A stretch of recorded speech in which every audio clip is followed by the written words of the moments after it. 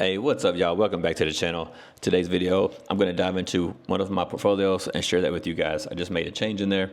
And then on top of that, I'm also going to take you behind the scenes in the spreadsheet and show you the performance and talk to you guys about some things that are going on in the market right now that you may not be aware of, especially if you're relatively new to the stock market and investing. I'm going to share all that with you guys in today's video. So first of all, I want to start by saying the portfolio I'm sharing with you today is just a small portfolio for fun. The main goal of this portfolio is actually to pay my rent here in Asia, which is to generate, I need to generate about $200 a month in order to do that. This apartment I live in is $200 a month, but the overall goal would be to make like $1,000 a month. But it's just a small portfolio, and this is just for fun. This isn't how I invest in a normal, larger portfolio. Just for fun and games. And if I lose this money, it doesn't matter, right? So keep that in mind. In regards to this portfolio, I'll share my other portfolios later during the week. So for now, let's dive in, record the screen. 3, 2, 1. Bam. All right, let's open up Webull. And let me refresh it for you guys. So right now, this is 7:45 in the evening here in China. And this is in the pre-market for the stock market. So it's not open yet, but it will open soon. So things might be moving around a little bit. But right now I have $5,785 in this account. And you can see $1,604 is cash. And I only have 3 positions as of right now. I did sell one of the positions. I'll talk about that in just a moment. But first, let's look at these that I have now. We have AMDW. You can see I've got only 10 shares. This is a brand new position I just opened. My average is 51.50. The next one we have is HOOW, which is a Robinhood. Well, it's a leveraged version of Robinhood. This one I have 50 shares at 56.68. And then the next one I have PLTW, which again is like a leveraged version of Palantir. And this one we've got 25 shares at 41.64. Now, I did have WPay in this portfolio, but I sold that because I wanted more income and just more like I didn't want to be as diversified as WPay because it has a lot of risk and not much reward, which these stocks that I have here, they have high risk, but also high reward because they can really, go far in one day as opposed to WPay. It doesn't really climb very far because it is a diversified basket, and diversification can be the enemy if you're trying to maximize income. Especially in this type of portfolio, but in a larger portfolio, I would do things differently, and I'll share that with you guys in the next video when I cover my other portfolio.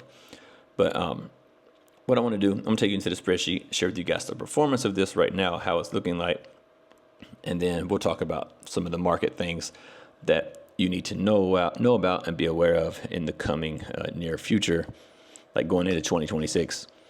So let's record the screen first. 3, 2, 1. Bam. All right. So here we are in the spreadsheet where I track this portfolio.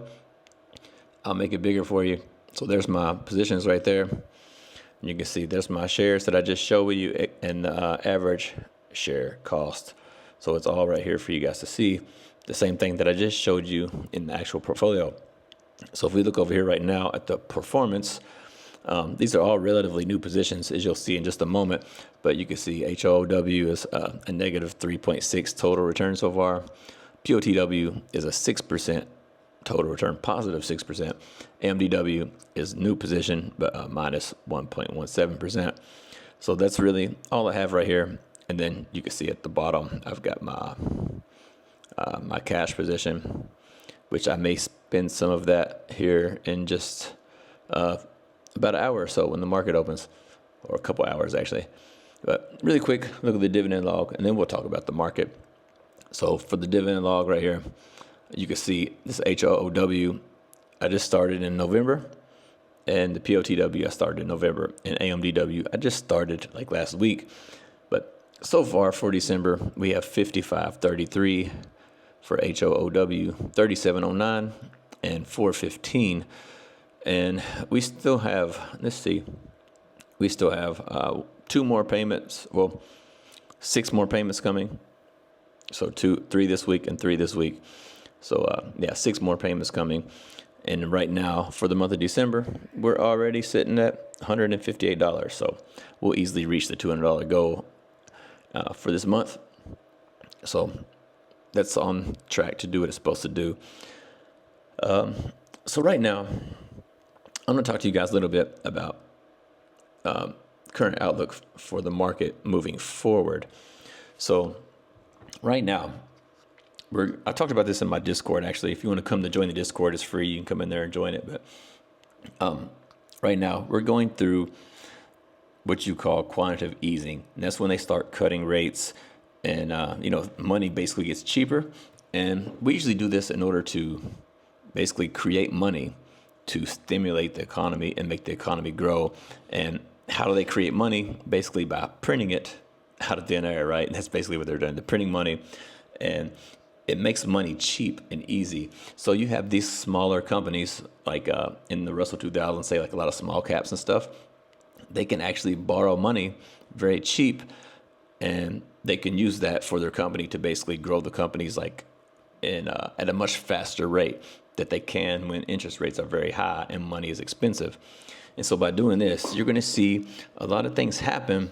Like last time this happened, like back around 2020 maybe, there was a lot of meme stocks that were created. It was like the birth of the meme stock, like AMC and GME and all this stuff. Even Palantir was a meme stock back then. SoFi, there was like lots of different meme stocks back then. And what happened with a lot of those meme stocks is they basically had access to cheap money and they borrowed a bunch of money. But when the rates started to go up, a lot of these companies couldn't pay back the money because they weren't profitable enough to pay the money back. And you see a lot of companies actually file bankruptcy, the stocks plummet. Also, you have things like runs on the bank because people have over leveraged. They borrow too much money and they weren't able to pay it back. And so the next thing you know, people start, doing these bank runs, start getting money out of the bank because they're scared the banks are going to fail because they're not going to get paid back the money that they loaned out. And all these things can cause actually a lot of money to move out of stocks. Is that you would think they would go up, but it does happen. Some of them do go up, the ones who are actually really good companies, and they can use that to their advantage. But some companies, they really basically don't have any business borrowing money and leveraging it for their business if they don't have a good business model already. And basically what happens is when you have this situation, stocks can become very volatile. They can go to the moon and they can crash just overnight, just like that. And so it's kind of a bad time to be trying to pick individual stocks if you don't really know what you're doing, like if you're new to the market. And so the best way around this would be choosing, more of a diversified ETF, like a diversified basket of stocks, preferably one that has actually like good stocks in it, not just like a sector base or something like that. So for me, what that means is basically investing in the S&P 500 because it's a basket of 500 stocks. So you have a large amount of diversification, and these are the 500 best stocks that you can buy. And so these companies are not going to be ones that are going to, go to the moon, but they're not going to crash either. So you don't have much risk in investing that way as opposed to investing in a single stock.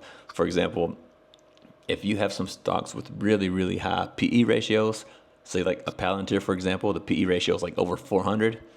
That's a dangerous game to play when you're dealing with, loans and stuff like that. And you want to buy things that are more in the value territory or just normal blue chip names that are not going to fail and go bankrupt overnight if you want to protect your money. And so basically, I would just say approach 2026 with caution in regards to your investing. Like I would me personally, I would only be investing in diversified assets like the S&P 500. I would choose that over the NASDAQ because the NASDAQ's only 100 and they're high tech stocks which actually borrow a lot of money. And small cap companies also borrow a lot of money. But you have stuff in the S&P 500 that have a lot of cash. Like Apple, for example, they're sitting on billions of dollars of cash, right? This isn't going to affect them that much. So companies like that are tried and true and aren't going anywhere, that's what's in the S&P, and that's what's going to preserve your capital and keep you from suffering, large losses if you don't really know how to pick stocks. And to be honest with you, even if you know how to pick stocks, it's easy to make a mistake and choose the wrong one. And I just don't think it's a game a lot of people want to play. So anyway, that's my take on the market moving forward right now. And just to give you guys a little bit of information about, what quantitative easing looks like and what I witnessed last time during this quantitative easing phase we were going through. So that's all I got for you guys today. If you like the video, hit the like button and let me know your thoughts and comments down below. And I'll see you guys on the next video.